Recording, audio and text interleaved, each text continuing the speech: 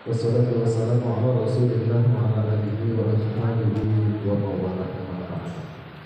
Yang kami hormati Dewan Juri, teman-teman penyeluruh baik yang PNS maupun non-PNS dan teman-teman panitia semuanya saja rahimahumullah. Amin. Pada kesempatan kali ini tadi saya sempat menyimak, semuanya bagus semua.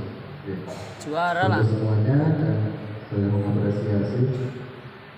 Akan tetapi mungkin yang saya tampilkan kali ini agak beda ya teman-teman. Kalau di agama itu dari ketikanya Pak Kiai Gunanto itu kan ada istilah usuluddin ya Pak Kiai. Usuluddin itu kan dasar-dasar agama atau pokok-pokok agama. Kalau saya ya semacam usul penyuluh Pak Kiai. Usul tupoksi penyuluh Pak. Ini dasar-dasar tugas pokok fungsi penyuluh. Artinya begini, sebelum seorang penyuluh itu mengadakan bimbingan penyuluhan kepada majelis taklim, binaan atau yang lainnya, itu terlebih dahulu supaya bimbingan penyuluhan itu tepat sasaran, supaya bimbingan penyuluhan itu mengena, begitu. Itu tentu saja harus diawali dengan perencanaan yang matang. Nah, perencanaan ini juga termasuk bagian dari tupoksi seorang penyuluh.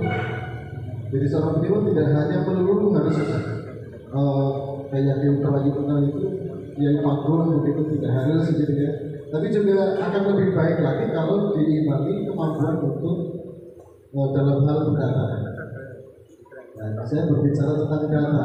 Betapa data itu mahal karena data menjadi modal utama seluruh sektor apapun itu, apalagi di instansi pemerintah selaku penyuluh yang akan mengadakan bimbingan penyuluhan itu supaya menyasar, ya kan? Makanya harus diadakan pendataan terlebih dahulu, pendataan potensi agamanya, apa yang dibutuhkan oleh masyarakat sekitar sebenarnya terkait dengan keagamaan. Misalkan di daerah tertentu ini ada daerah terpencil yang kemudian di situ anak sekolahnya kok tiap sore hanya main-main saja, ya kan, nggak ada kegiatan keagamaan, ngaji di TPI dan sebagainya. Di penyuluh itu sebelum memberikan bimbingan penyuluh harus jalan-jalan dulu mendata potensi keagamaan yang ada di masyarakat. Yang dibutuhkan apa? Oh, di sini berarti butuh TPI, berarti belum ada TPI, maka harus mendirikan atau mengusahakan ada tempat untuk ngaji anak-anak. Misalnya begitu. Jadi penyuluh itu modal utama atau semacam kayak tongkat lah sebagai penunjuk arah bimbingan seorang penyuluh. Yang kedua, ini juga tidak menyimpang karena fungsi seorang penyuluh itu kan ada 4 itu: informatif, edukatif, konsultatif, dan advokatif. Informatif ini memerlukan data. Bagaimana kita bisa memberikan informasi, ya kan, kalau tidak punya data-data yang kita miliki. Jadi maka saya kali ini mengangkat bagaimana implementasi IT dalam hal pendataan yang dilakukan oleh teman-teman penyuluh agama. Hubungannya dengan tema besar pemilihan penyuluh fungsional teladan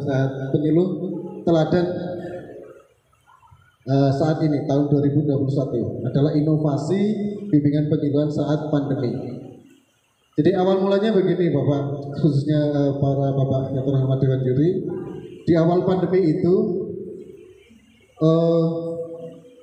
sekitar bulan Maret ya, Maret, April, Mei, kemudian mulai ada pembatasan yang demikian ketat, yang istilah populernya saat itu lockdown. Semuanya seolah-olah nggak boleh bergerak kemana-mana. Semuanya tidak punya akses kemana-mana. Tetapi sementara kami di kantor saat itu KUA, ya, kami bertugas di 3 kecamatan, Bobotsari, Karangreja, dan Karangjambu. Yang kebetulan Medan 2 kecamatan ini agak lumayan ya ekstrim ya, beda dengan kecamatan yang lain. Jadi dari segi geografisnya juga sangat unik gitu. Lah saat itu kami saat pandemi begini lockdown lagi, kok ada surat permintaan data ini data itu tidak berhenti. KUA selalu disurati dari Kemenak Kabupaten data masjid, selang lama kemudian minggu berikutnya data tanah wakaf, kemudian berikutnya kayak gitu terus. Nah, akhirnya ada kebingungan ini di teman-teman penyuluh dan teman-teman staff. Ini caranya nggolet data keprimen wong kondisi saja lagi lockdown kan gitu. Lainnya saya saat itu agak kepikiran kenapa enggak sih kita coba mengaplikasikan teknologi informasi yang ada. Dalam hal ini kami lebih ke aplikasi Google Form gitu. Jadi kami saat itu kepada teman-teman penyuluh, ayo kita belajar bareng tentang Google Form yang nanti kita bisa fungsikan untuk kepentingan pendataan kita. Nah, di Google Form, dengan Google Form itu insya Allah pendataan online-nya itu jadi lebih efisien, lebih efektif, dan kita nggak perlu tatap muka selagi kita masih punya koneksi jaringan-jaringan nomor HP ya dengan tokoh-tokoh tertentu yang kita butuhkan datanya. Insya Allah tidak ada kerepotan untuk mendapatkan data yang kita butuhkan. Jadi itu yang kami lakukan di KUA di tiga kecamatan ini. Di video singkatnya insya Allah juga tertulis di situ tertayangkan. Jadi kami kemarin juga sempat ngobrol dengan Pak Kepala PLT Kepala KUA Karangreja. Salah satunya kebetulan hari Senin saya tugas di sana jadwalnya. Kami ngobrol, ada manfaatnya nggak ini aplikasi kayak gini yang sudah kita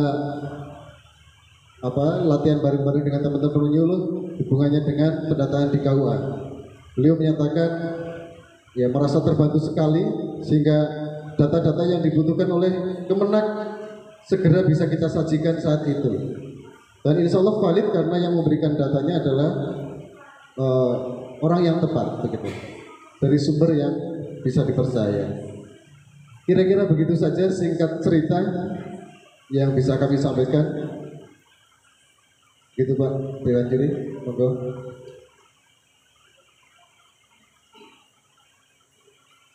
Menarik, meskipun mungkin Bapak tidak atau bukan lulusan statistik atau lulusan sarjana komputer begitu mungkin.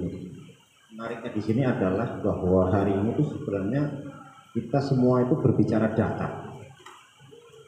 Ada dua hal yang ingin saya sampaikan.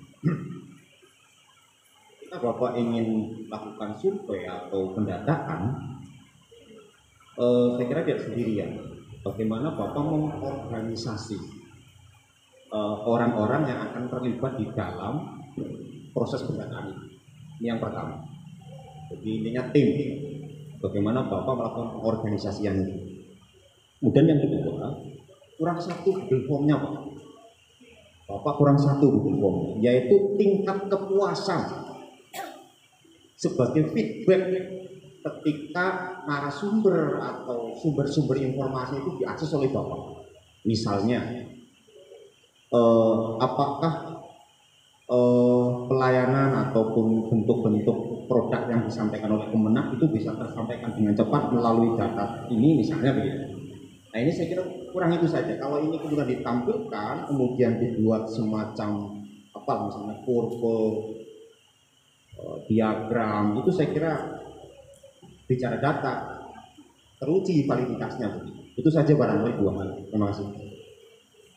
Oke, terima kasih Bapak.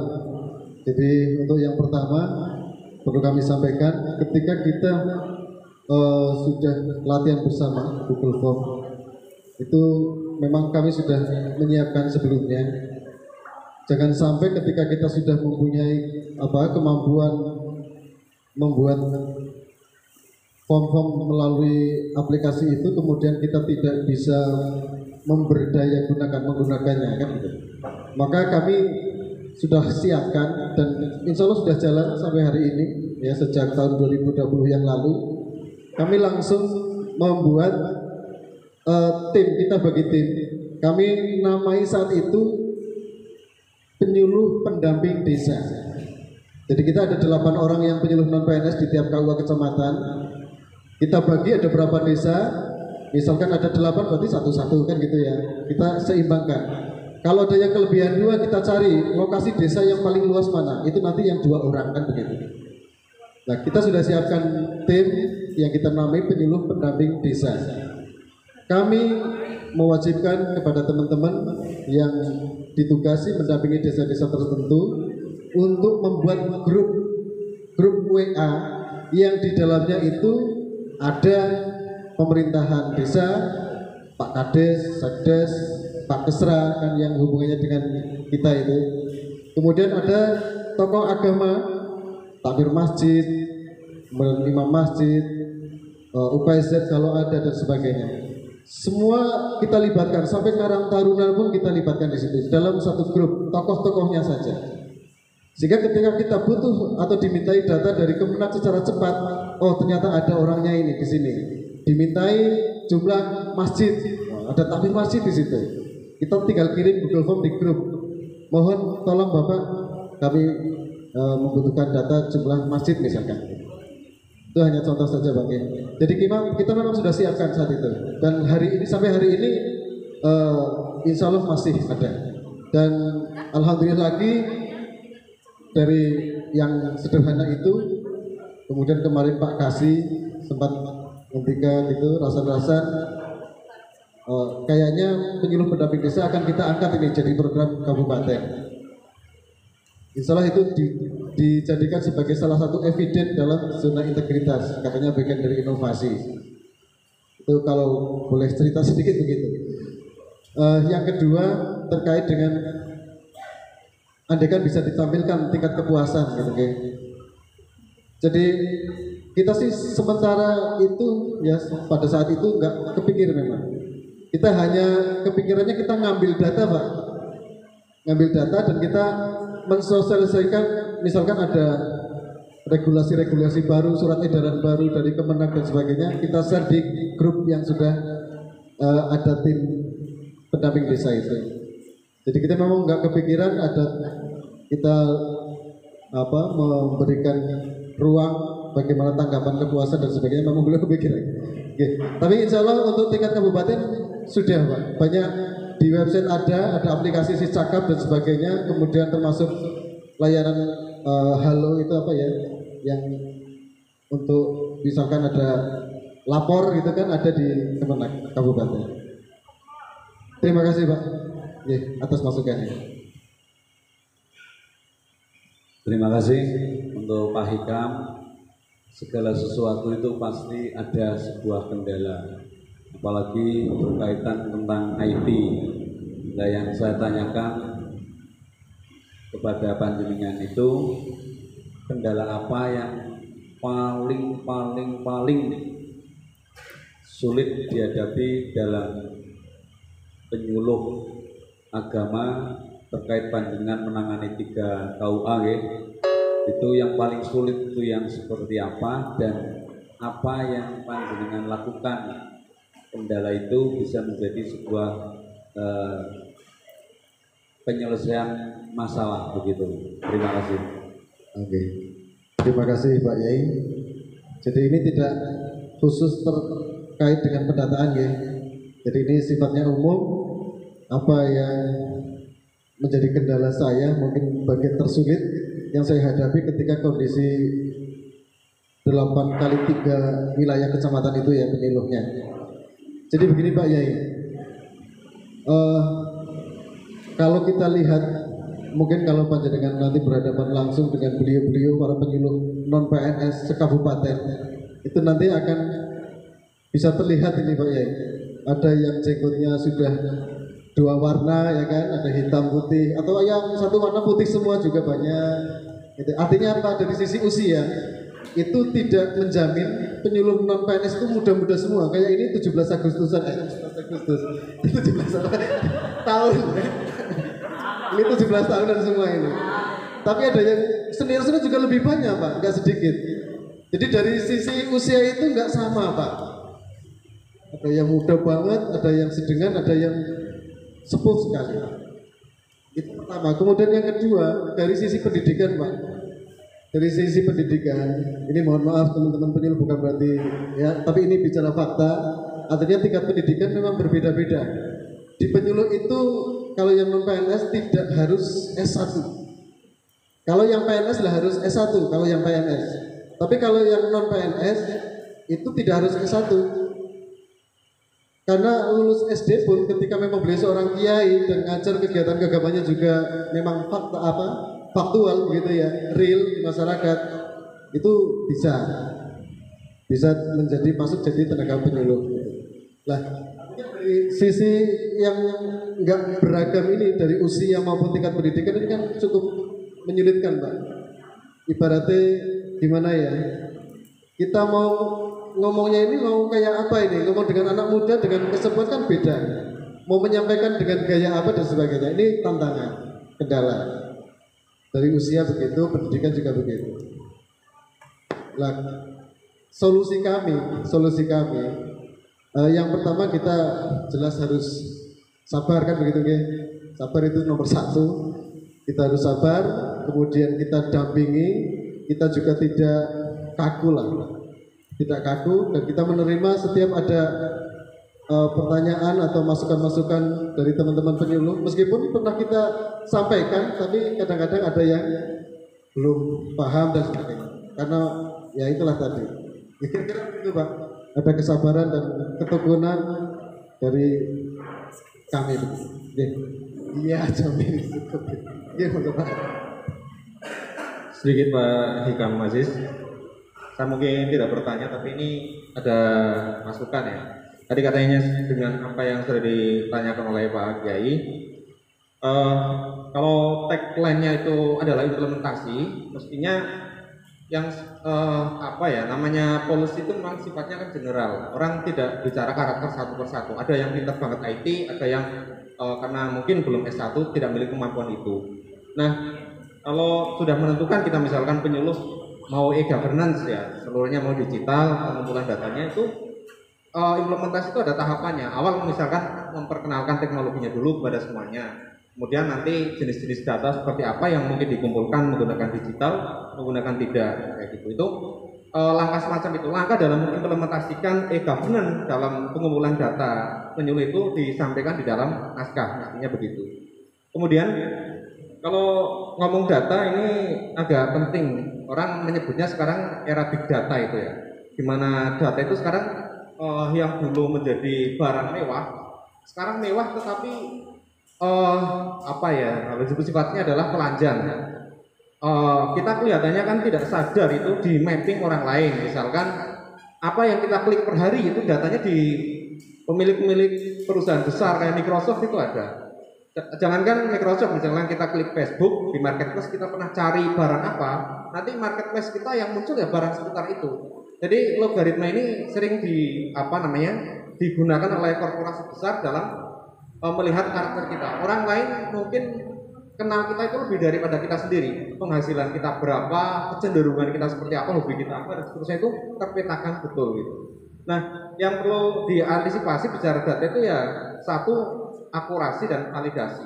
Validasi itu memastikan kalau tidak bertemu face to face itu data yang atau keterangan-keterangan dari responden, data dan seterusnya itu betul-betul valid.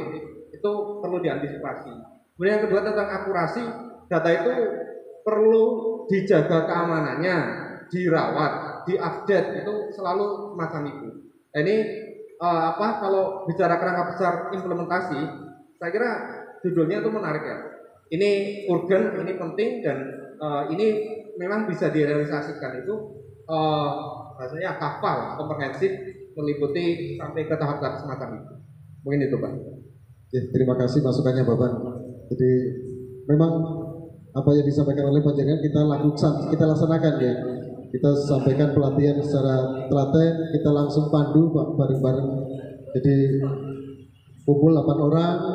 Kita harus, kalau yang satu belum berhasil, jangan dulu ke tingkat selanjutnya, kita harus telaten seperti itu. Tapi saya mungkin nggak termuat guys di karya tulis guys.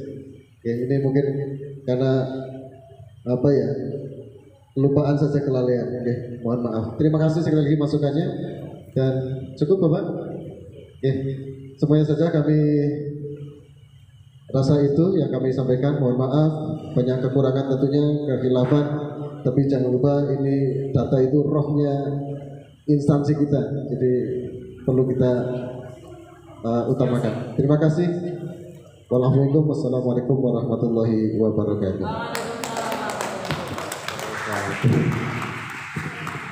Baik, dilanjutkan saja kepada